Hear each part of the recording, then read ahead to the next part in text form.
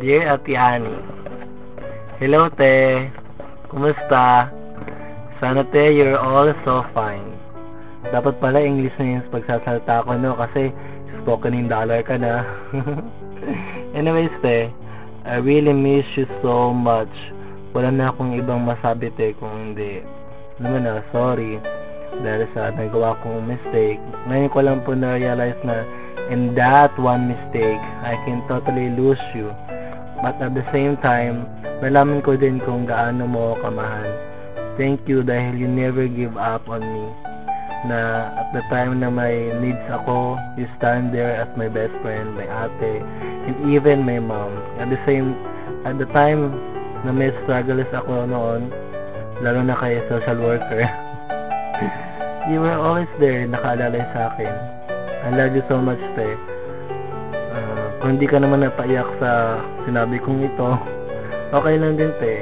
Just as long as you forgive me na. I will never ever replace you in my life. You are the best and the unique ate that I have. No one can compare you. Sorry sa nagawa ko, te, and I love you, te. Kaya kahit konti lang yung nasabi ko, but I'm really sincere, te. I'm really serious, and I really I'm apologizing to you. I don't want to lose you in my life. Love you, te.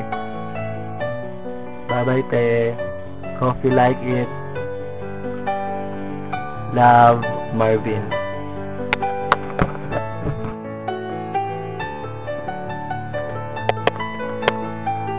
No mountains, no valleys, no time, no space, no heartache, no heartbreak, no fall from grace can stop me from believing that my love will see me through.